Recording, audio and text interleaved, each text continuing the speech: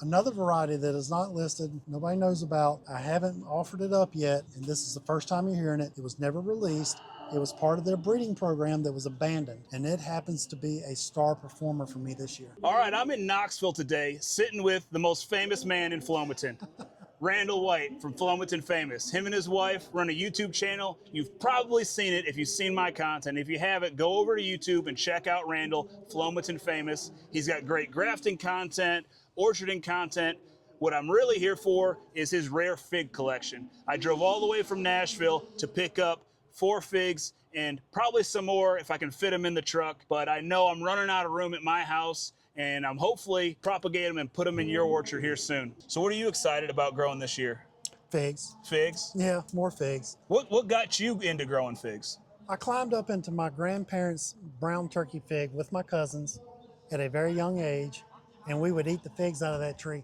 She would come out of the house, "You kids get out of my fig tree," because she would always pick the figs, the brown turkey, and she would make fig preserves. Gotcha. And then she would hand the grandkids a jar of fig preserves at Christmas. Oh, that's a great gift. You're not kidding. Yeah. You know, at 7 or 8 years old, you're not excited about it. No. But at this age, yeah, now I'm like, heck yeah, especially because she grew it herself. It's right out the window.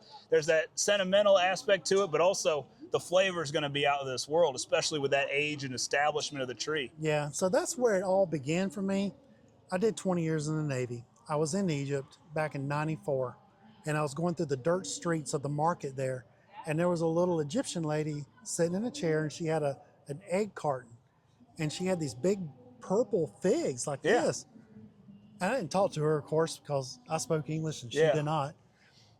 But 20 years later, I'm retired, I'm sitting at work, nothing to do, and I was like, I remember that fig tree, or those figs in Egypt. So I got on and I started Google searching big purple fig Egypt. Well, that led to another thing that led me to a forum called Figs for Fun. Figs for Fun, okay, yeah. And there's a whole forum of people on there talking about all these different flavor profiles and the way they're describing them. I got one that tastes like cherries, one that tastes like honey, one that tastes like cantaloupe. And I was like, are you kidding me? One that tastes like strawberries. Right. So back then, everybody was trading. And they weren't really selling. Right. So you ask, someone would send you some cuttings, or they'd send you a little rooted tree in the mail. And that's kind of how it started. And so one led to another, led to another. The fig community has grown. If you go across Facebook right now, there are huge amounts of groups. There's 40 groups in just figs, and then they have specific Mount Etna type groups and Adriatic groups and Northwest Pacific, Gulf Coast, Southern, Southeast. It's all over. And of course you like one, and then Facebook shows you another, and it's like, and then I go to comment on one. I'm like, well, you're not a part of that group, and I'm like, oh, this isn't my fig group. Well, of course I'm gonna have to join that one. You know, it's the same with the apples. But yeah, the figs it's this wild, like I equate it to wine. Like there's wine snobs and there's fig snobs, and there's tastings and get-togethers, and the fig community it's some polarizing people, but a lot of it's just positive. Everyone wants you to grow, and we know that it's super easy to propagate. So giving people cuttings is like, I have to get rid of them because I'm trying to do something with them because my fridge is full. Here's a handful of them. That's right. Good for you. Share go for it. Share the wealth. So share them with your family. I love figs, and the community's great. And there's something for everybody, and there's different types of YouTube people and personalities that discuss about them. And some people, like we talked about, are super high and educated on it, and other people are just like, I just enjoy the fruit. I just enjoy put the trees in the dirt, let the sun work. Or I just enjoy propagating the trees. Right. Yeah. It's super fun propagating trees because you take it's like the grafting we did today. You take the stigma out of it. Like, hey, every tree you've ever bought from Home Depot or big nursery was done this way. Just that, and you can watch a video on it, and they'll do it super quick. Tape it up, move on. But you don't really understand it. But you don't understand it. And the same thing with the propagating figs or cuttings, like we talked about earlier. Like, you get to the point now where you don't even have to, like I teach people, hey, get your grandma's potato peeler. The potato peeler, take your fig, give it a little cut, flip it over, give it a little cut, stick it in some rooting hormone, put it in the dirt. You don't even have to do any of that. Right, you just stick it in the dirt. Just stick it in the dirt and it'll root. It might help a little if it's dried off on the end to cut it because, you know, I wax both ends just so they don't dry out. But even then, it's going to put roots out where the nodes are, and it's going to root anyways. Tim, I have to say this. I waxed both ends of my fig cuttings. Every one of them that I waxed the bottom on, they did not root. Okay, so 100% failure on that. so cut them. Cut that little. Cut that. I was already doing off. it, but that makes that. I'm glad you made that failure, so I don't have to make that mistake. I got a video on it. I showed the results.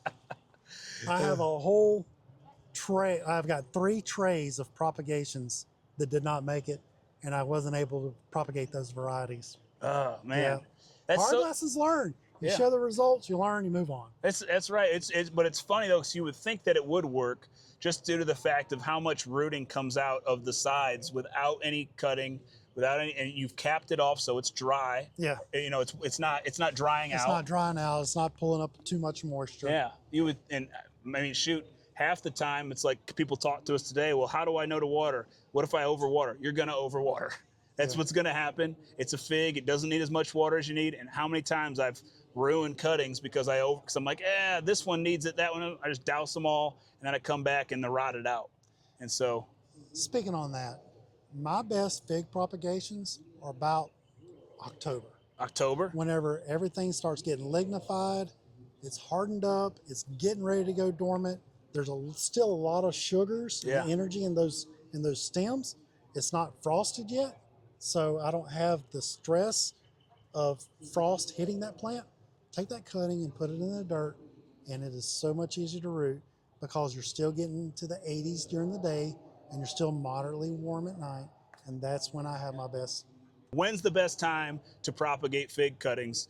And for me, I'm actually sometimes the opposite. So we talk to customers here about how you should handle your figs, and some have 5 or 6 roots coming out of a small root ball. Well, let's prune a couple of those green, and then I stick them, 5 or 6 of them in one 5-gallon bucket, and most of them root.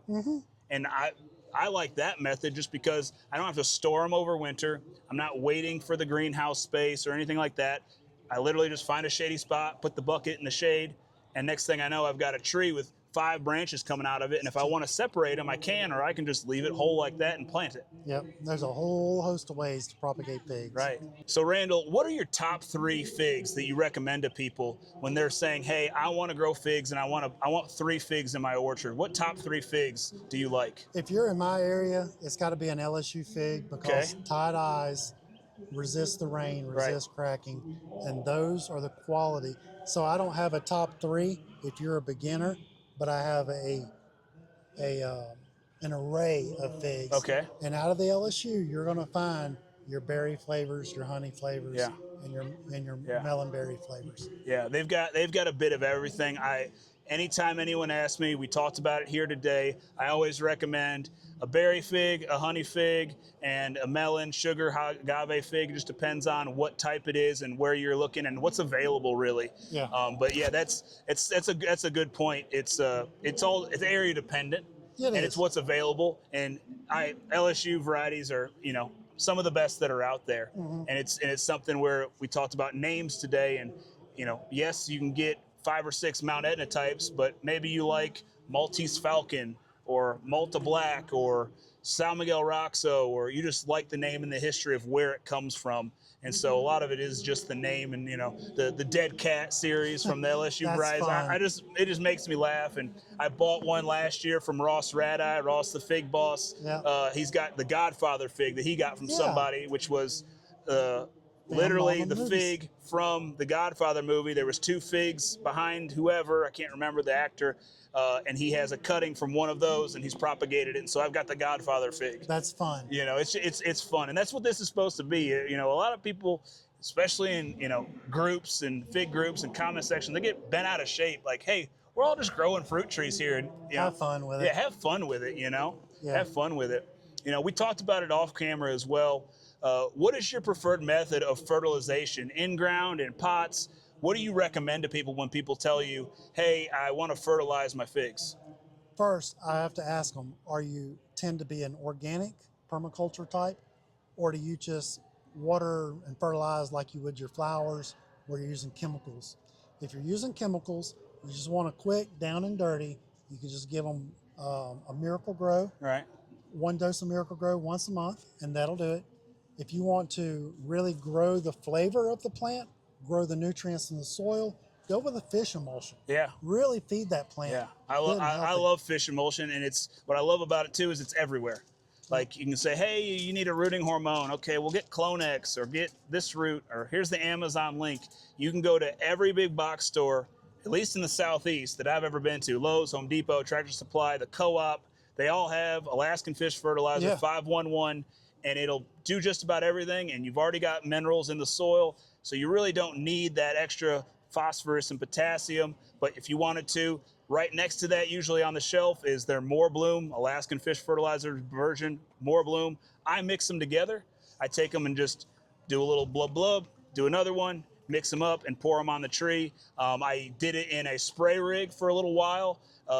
Didn't go so well because the fish emulsion kind of clogs the emitters, and if you don't clean it out, you've got clogged lines with fish guts in it, and man, does it stink and rot, and it kind of hardens up. And I had to change the lines out on the rig, and I ended up selling that whole thing because it got so bad. So what does Randall White do in his nursery or in his orchard?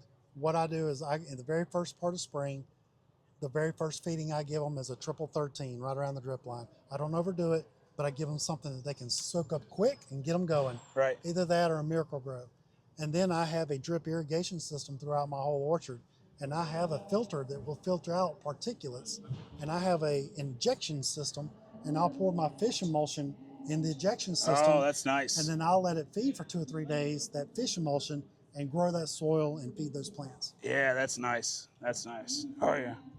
I need to get on that. I need to get on that. So no clogged emitters if you're using a filter. The filter, the pre-filter. And I bet you there's probably a $50 attachment to that pump system that goes on the back of the ATV that would filter that out. Filter that out. You could rig it. You could definitely rig it. It's 2026. We're not in the time of the dark ages. There's something out there that someone had the same problem I had, and instead of making the mistake, they just fixed it from the get-go. I've clogged emitters, and I use a filter. Yeah. I use a 200 micron filter in my orchard. So I often get asked about propagating, and for me, I don't want to waste the time. I just take cuttings. We talked about when the best time is to cut, spring or late fall. Usually once that lignification or the tree has got a little brown to it. Mm-hmm. What do you prefer? Do you prefer air layering, or do you prefer just taking cuttings? Air layering, I'm getting one tree, but I'm getting a very nice tree with a good set of roots. Right. And if you just want to hand that one tree off, that is probably the most reliable, best chance of getting a good, established, quick tree. If you're looking to do multiple trees, you can take cuttings of 6 to 8 inches, at least 3 nodes, right, and then put those in pots. I like to use Pro Mix, put that in my greenhouse with a little bit of rooting hormone on the end of them, and then usually within a couple of weeks, I'm getting a good amount of cuttings. So propagating via cuttings is what I do because that's how I get the most plants. Awesome, yeah. It's that Pro Mix is something else. I love it. It's so convenient. I will drive up to my co-op, say I need 2 blocks. I drive back out there. I think I'm the only one who buys it at our local co-op. And you got to get the right Pro Mix. Not all Pro Mix is the same. Right. Some Pro Mix will retain moisture and will rot your figs. If you get BX one of the others, it repels the moisture. It repels water, but will hold the moisture, and it doesn't rot your figs. And that's what I like to use. Yeah, the Pro Mix BX is the one that I get. It's easy. It's literally right on the back, BX right on the side. That's the one I get. That being said, you might only be able to get certain stuff, and I would hate to order it online and pay shipping on a 60-pound block of soil. I get mine from Ace Hardware, usually in stock, $40-50 for a cube. Yeah, it's tremendous stuff. It just, the amount of time of getting some cocoa core and getting some perlite and mixing it and just hydrating it, it's just such a time waste. Yeah, I don't have time for that. It's so convenient, and I just scoop it up and use it. You mentioned, we talked about, we're here grafting Southern Heritage Breed apples from the Shell of Alabama apple, a great heritage breed apple. For your area, what are your top 3 apples that you recommend to people when you've got a neighbor that comes over and says, "Oh, I want to grow apples in my orchard"? What are your top 3 apples that you like? In Southern Alabama, where I live, I've got Shell of Alabama, which is my number 1. It is happy where I'm at. It has a mutation in the DNA that it doesn't require dormancy. As soon as it gets a dry spell, it'll flower and fruit again. I get 2 crops per year off of that apple. That's awesome. I like Smith of Mississippi. It's a good pollinator. It tends to bloom the same time as my shell, even though my shell tends to be self-fertile. They both complement, overlap their bloom period, and I get good cross-pollination on that. I've also got another variety that is not listed, nobody knows about. I haven't offered it up yet, and this is the first time you're hearing it. It's called LSU. It was never released. It was part of their breeding program that was abandoned, and it happens to be a star performer for me this year. Wow. Yeah. Wow, that's awesome. That's awesome. I have to get some scion wood or pick up a tree when you have them grafted. That's awesome. I'll only have a limited number of them this year. Yeah, that's sweet. Well, it's just like anything. Anything LSU's put out, you almost want to have, or at least have a half a dozen of, just because they're so well done. I wonder why they didn't let it release it. All right, guys. I hope you enjoyed our conversation we had with Tim today. Look them up, Regenerative Orchard. Appreciate it. If you're in the Tennessee area and you want to consult, shoot him an email, see what he can do for you.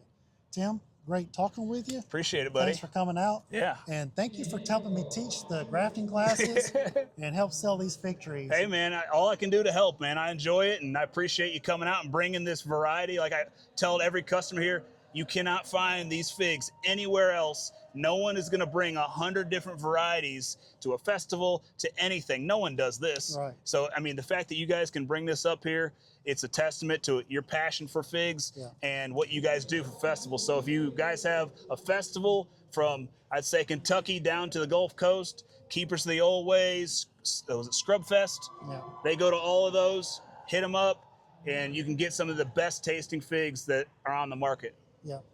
All right, guys. Remember, keep growing, keep building, and always keep adventuring. And together, we're Flomaton famous. We'll see you on the next one. Man, that was great. That was awesome. Perfect.